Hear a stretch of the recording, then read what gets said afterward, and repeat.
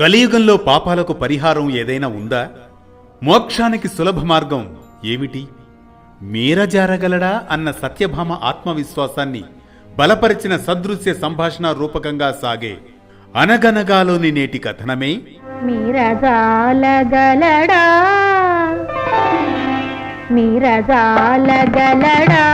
నాయానతి. సత్యభామకై శ్రీకృష్ణ పారిజాతాపహరణంలోని ఆంతర్యం.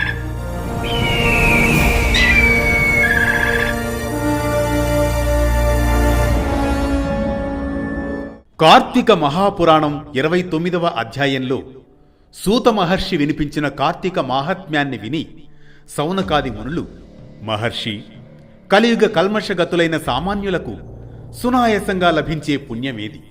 అన్ని ధర్మాల్లోనూ అధికమైనది ఏది? దేనివల్ల మోక్షం కలుగుతుంది? ఈ కలికాలపు ప్రజలు తేలికగా పుణ్యం పొందే మార్గం ఏమిటి? అంతేగాక ఓ సూత మహర్షి, మీరు చెప్పిన ఈ కార్తీక పురాణం స్కాంద పురాణంలో ఉందని చెప్పారు. అలాగే ఇదే కార్తీక మాస మహిమ పద్మపురాణంలో కూడా ఉందని విన్నాం. వివరిస్తారా అని మునులు ప్రార్థించగా, స్కాంద పురాణంలో వశిష్ఠ మహర్షి జనక మహారాజుకు కార్తీక మాస మహిమను వివరిస్తారు.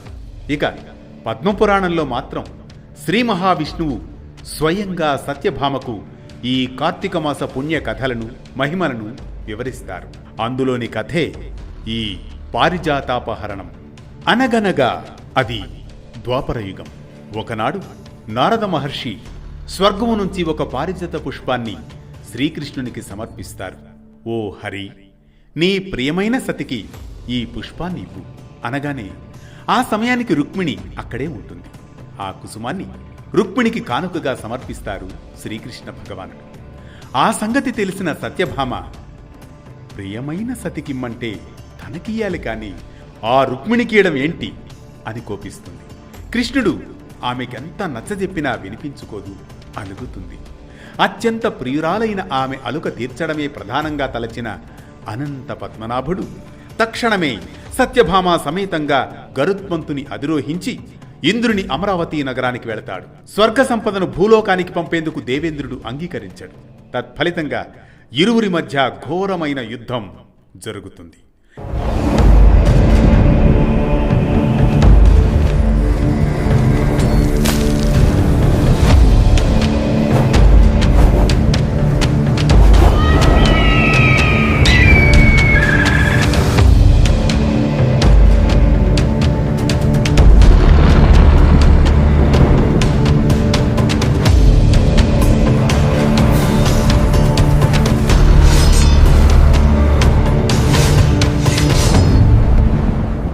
అక్కడి గోలోకంలోని గోవులకు గరుత్మంతునికి భీషణమైన సంగ్రామం జరుగుతుంది. ఆ సమరోత్సాహంలో వైనతేయుడు తన తుండం ముక్కతో గోవులను కొట్టడం వలన గోవుల యొక్క చెవులు, తోకలు తెగి రక్తధారలతో సహా భూమిన పడతాయి. వాటిలో తోకల వలన గొబ్బి చెట్లు, చెవుల వలన చీకటి చెట్లు, తాకడం నుంచి మేహదీ వృక్షాలు ఆవిర్భవిస్తాయి. మోక్షాన్ని కోరుకునేవారు ఈ 3 చెట్లకు దూరంగా ఉండాలని శాస్త్రాలు చెబుతాయి. ముట్టుకోకూడదు. అదేవిధంగా గోవులు తమ కొమ్ములతో కొట్టడం చేత ఆ పక్షిరాజు యొక్క రెక్కల వెంట్రుకలలో 3 రకాల పక్షులు జన్మిస్తాయి. ఈ 3 కూడా శుభప్రదమైనవే. గరుడ దర్శనం వలన మానవులు ఏ శుభాలనైతే పొందుతూ ఉన్నారో అటువంటి సర్వ శ్రేయస్సులను ఉపరి పక్షిత్రయాన్ని చూసిన మాత్రముననే పొందగలుగుతారు. ఎట్టకేలకు ఈ యుద్ధంలో దేవేంద్రుడు తగ్గి సవినయపూర్వకంగా పారిజాత ద్రుమాన్ని యాదవేంద్రునికి అర్పించుకుంటాడు. పారిజాత ద్రుమం అంటే పారిజాత వృక్షం అని అర్థం. ఇది పురాణాలలో చాలా ప్రసిద్ధి పొందిన దివ్య వృక్షం. క్షీరసాగర మదనంలో అమృతం, కౌస్తుభమణి, లక్ష్మీదేవి, ఐరావతం మొదలైన దివ్య వస్తువులతో పాటు పారిజాత వృక్షం కూడా వెలువడుతుంది.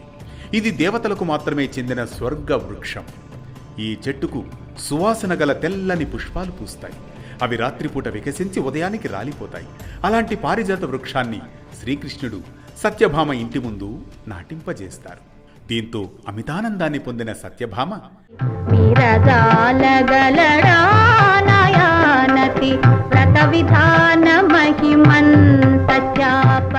ఓ ప్రాణప్రియ, నేనంతైనా ధన్యురాలిని కదూ. నీ 16,000 యనమండుగురిలో నేనే మీకు మిక్కిలి ప్రియురాలిని కావడం నా అదృష్టం నాథ. నేను నిన్ను నారదుడి ముందు తులాభారంలో బంగారంతో తూకం వేసి సమానంగా చేయాలని అనుకున్నాను, కానీ కోపంలో ఒకసారి నా కాలు నీ పాదానికి తగిలింది కూడా. అయినా మీరు నాపై చిరు కోపాన్ని కూడా చూపలేదు కదా. మొదటి నుండి అదే ప్రేమ, అదే మమత. అదీకాక జన్మ జన్మకి నీ జంటను ఎడబాయకుండా ఉండాలంటే నేనిప్పుడు ఇంకా ఏమేం చెయ్యాలి అని అడుగుతుంది సత్యభామ శ్రీకృష్ణుణ్ణి. ఓ సత్య, నీవు ఏది అడిగినా అది సాధ్యమైనా కాకపోయినా నీ కోరికలు తీర్చడం నా కర్తవ్యం. నిన్ను సంతోషంగా ఉంచడమే నా ధర్మం. దానికి కారణం నీవు గత జన్మలో చేసిన పుణ్యమే. అదే పుణ్యఫలంగా నువ్వు ఈ జన్మలో నాకు అత్యంత ప్రియమైన సతిగా పరిణమించావు. మరి నాథ, నాదొక కోరిక. నా పూర్వజన్మ పుణ్యఫలితం ఏమిటి ప్రభు? నా పూర్వజన్మలో నా గురించి నేను తెలుసుకోవాలని ఉంది ప్రభు అనగానే శ్రీకృష్ణుడు ఆమెకు వివరిస్తారు. సత్య, అనగనగా అది కృతయుగాంతకాలం. అలనాడు మాయా అనే నగరంలో దేవశర్మ అనే వేద పండితుడికి లేకలేక కలిగిన ఒకే ఒక ఆడ సంతానం గుణవతి. అల్లారు ముద్దుగా పెంచుకున్న ఆ కన్యను తన శిష్య పరంపరలోని చంద్రుడనే వానికిచ్చి వివాహం జరిపిస్తాడు తండ్రి దేవశర్మ. ఒకనాడు మామా జామాతలు, అదే మామా అల్లుళ్ళిద్దరూ కలిసి సమిధలు దర్భల కోసం అడవికి వెళతారు. అక్కడ ఒక రాక్షసుని చేత సంహరించబడతారు. ఆ ఇరువురి జీవాలు వైకుంఠం చేరి విష్ణు సారూప్యాన్ని పొంది విష్ణు సాన్నిధ్యంలోనే మసలసాగాయి.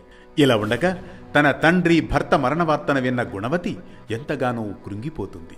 తన తండ్రికి భర్తకు ఉత్తమ గతులకై ఆచరించవలసిన కర్మలను ఆచరించి శేష జీవితాన్ని శేషసాయి స్మరణలోనే గడుపుతూ దేహ పోషణార్థం కూలిపని చేసుకుంటూ ఆధ్యాత్మిక చింతనతో హరిభక్తిని, సత్యాన్ని, శాంతాన్ని, జితేంద్రియత్వాన్ని పాటిస్తూ బాల్యం నుంచి అలవడిన కార్తీక వ్రతాన్ని, ఏకాదశి వ్రతాన్ని మాత్రం ప్రతి ఏటా విడవకుండా ఆచరిస్తూ వస్తూ ఉంటుంది. సత్య, పుణ్యగణ్యాలు, భక్తి ముక్తిదాయకాలు, పుత్ర పౌత్ర సంపత్ సౌభాగ్య సంధాయకాలు అయిన ఆ కార్తీక వ్రతం, ఏకాదశి వ్రతాలు రెండూ నాకు అత్యంత ప్రీతిపాత్రమైనవన్న సంగతి నీకు తెలుసు కదా.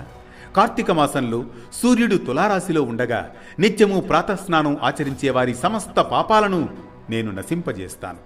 ఈ కార్తీకంలో స్నానం, దీపారాధనం, జాగరణ చేసేవారు అంత్యంలో వైకుంఠవాసుడైన శ్రీ మహావిష్ణు స్వరూపులై భాసిస్తారు. కార్తీక మాసంలో నెల రోజుల్లోనూ కనీసం 3 రోజులైనా ఆచరించిన వారు దేవతలు కూడా నమస్కరించదగిన వాళ్ళవుతారు. ఇక పుట్టింది లగాయతు జీవితాంతం చేసేవారి పుణ్య వైభవాన్ని చెప్పడం ఎవరితరమూ కాదు.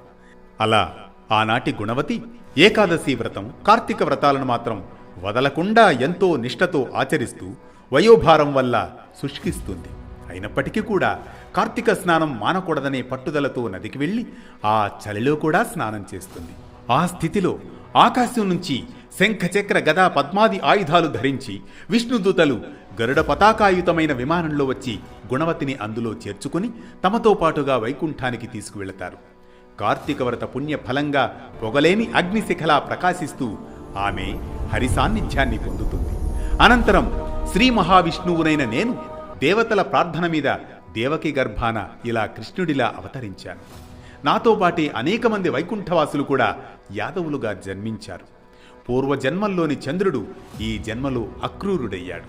అలనాటి దేవశర్మ సత్రాజిత్తుగా ప్రభవించాడు.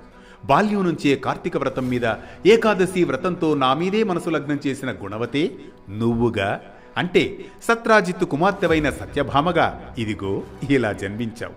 ఈ జన్మ వైభోగానికంతటకు కారణం పూర్వజన్మలోని కార్తీక వ్రతాచరణమే తప్ప ఈ తరంలోనిది కాదు సుమా. ఆ జన్మలో నా ముంగిట తులసి మొక్కను పాతిన పుణ్యానికి ఈ జన్మలో ఆ కల్పవృక్షమే నీ వాకిట వెలసింది. ఆనాడు కార్తీక దీపారాధన చేసిన ఫలితంగా ఈనాడు నీ ఇంటా వంటా కూడా లక్ష్మీ కళ స్థిరపడిపోయింది. అలనాడు నీ సమస్త వ్రతాచరణ పుణ్యాలను కూడా నారాయణయేతి సమర్పయామి అంటూ జగత్పతినేన నాకే ధారబోసిన దానికి ప్రతిఫలంగా ఇప్పుడు నా ప్రియ సతివయ్యావు. పూర్వజన్మలో జీవితాంతం వరకు కార్తీక వ్రతాన్ని విడువని భక్తికి ప్రతిగా సృష్టి ఉన్నంత వరకు నీకు నా ఎడబాటు లేని ప్రేమను అనుభవిస్తున్నావు. ఓ సాత్రాజితి, నువ్వే కాదు సుమా, నీలాగే ఎవరైతే కార్తీక వ్రతానుష్ఠాన నిష్ఠులు నా భక్త గరిష్ఠులు అయి ఉంటారో వారందరూ కూడా నాకు ఇష్టులై సర్వకాల సర్వావస్థలలోనూ కూడా తత్కారణాల రీత్యా నావారుగా నా సాన్నిధ్యంలోనే ఉంటూనే ఉంటారు. ఓ రాఘవతి, ఒక్క రహస్యం చెబుతాను విను. తపోదాన యజ్ఞాధికాలనెన్నింటిని నిర్వర్తించిన వారైనా సరే కార్తీక వ్రతాచరణా పరులకు లభించే పుణ్యంలో 16వ వంతు పుణ్యం కూడా పొందలేరు. ఈ విధంగా తన పూర్వజన్మ గాథను, కార్తీక వ్రత పుణ్య ఫలాలను విన్న సత్యభామ తన పతి ఆ శ్రీకృష్ణునికి వినయ విధేయతలతో ప్రణమిల్లుతుంది. ఇది మీరజారగలడా నా యానతి సత్యభామకై శ్రీకృష్ణ పారిజాతాపహరణంలోని ఆంతర్యం. ఈ కథనం మనకిచ్చే సామాజిక సందేశం ఒక్కటే: కార్తీక వ్రతం అనేది దేవతలకే కాదు, మానవులకు మోక్షదాయకమని. భక్తి, ప్రేమ, క్షమ, సత్యం కలిసిన వ్రతమే కార్తీక మాసమని, ఆచరించే ప్రతి మనసు పారిజాతంలా పవిత్రమని. ప్రతినిత్యం ఓ పురాణ కథనం, సూటిగా, స్ఫూర్తిమంతంగా, సామాజిక సందేశంగా.